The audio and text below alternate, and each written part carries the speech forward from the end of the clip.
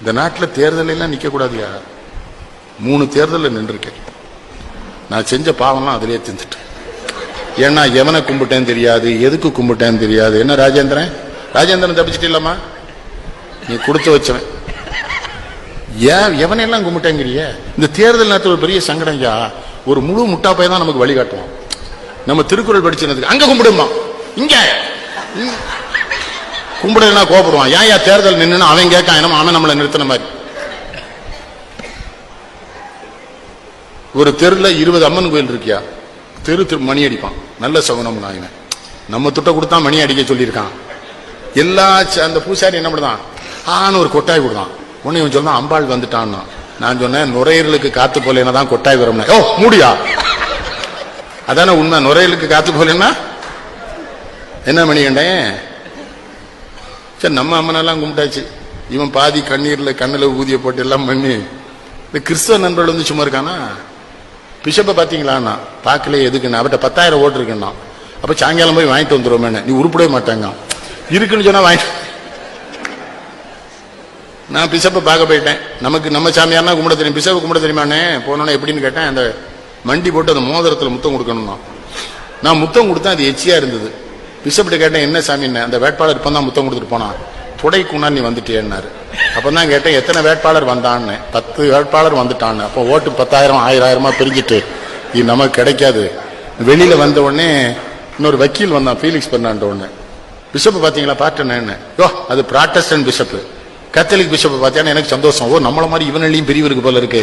மனுஷனுக்கு எச்சி புத்தி. கேத்தலிக் பிஷப்ட போனா இந்த எலெக்ஷன் நேரத்தில் துன்பப்படுத்தாம பார்த்தீங்களா? நின்னா தான் இந்த துன்பம் தெரியும். 4 பேர் நிக்கான். அவர் பாவமன்னிப்பு கூண்டுக்குள்ள இருக்காரு. அங்க போய் ஓட்டு கழுங்க. ஏல ஒரு பாவமன்னிப்பு கூண்டுல இருக்காரு. அண்ணாச்சி நேரம் இல்ல, இன்னும் 5 ஊருக்கு போனோம்ட்டான். நான் டக்குன்னு போய் மண்டி போட்டு, சாமி நான் இந்த தொகுதியில் காங்கிரஸ் வேட்பாளராக போட்டிடுறேன். அவர் உடனே பரமண்டலத்தில் இருக்கிற பிதாவே, இந்த பாவி தேர்தல் என்கிற பாவக்களத்தில் காங்கிரஸ் கட்சி வேட்பாளராக நிற்கிற காரணத்தினால் இவனுடைய பாவத்தை ஏற்றி இவனை மன்னிப்பீராக. நான் என்ன பண்ண முடியும்? ஆமென்னு என்று சொல்லுவேன்.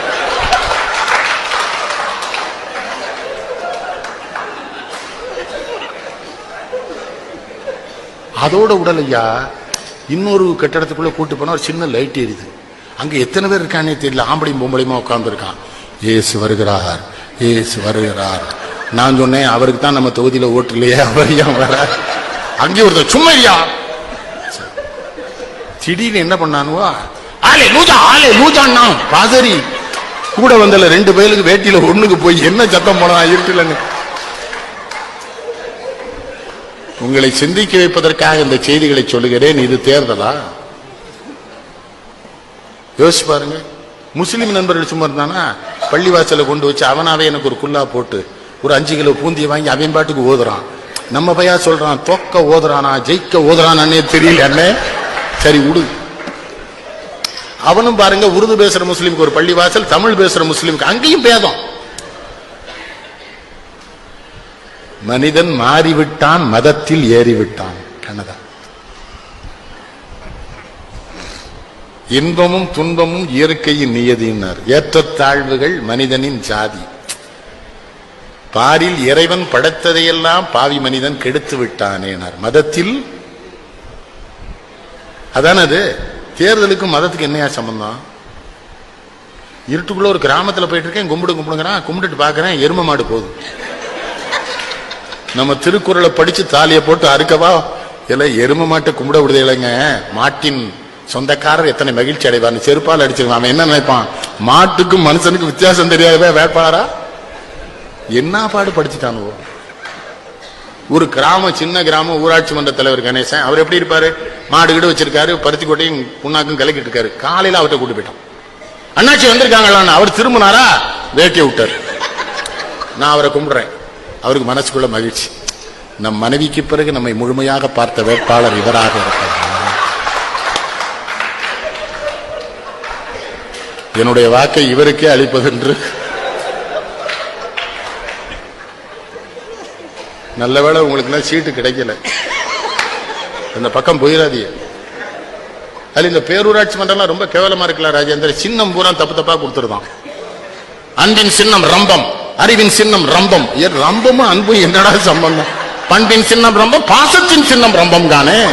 அட சண்டாள பயலு சொல்றனா இல்லையா? அதுல அன்னைக்கு வேலூர் கிட்ட ஒரு ஊர்ல கார்ல போயிட்டு இருக்காங்க, ஒருத்தன் சொல்றான், மறந்து விடாதீர்கள் 26ஆம் தேதி அதிகாலை எழுந்து குளித்து பொட்டிட்டு சாந்திட்டு புறப்பட்டு சென்று உங்கள் பொன்னான வாக்குகளை கிணத்திலேயே போடுமாறு கேட்டுக்கொள்கிறேன். ஆஹா,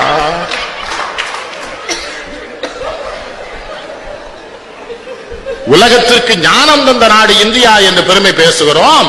ஆனா உள்ளூர்ல ஒரு தேர்தல் நம்ம இவ்வளவு கேவலப்படும்.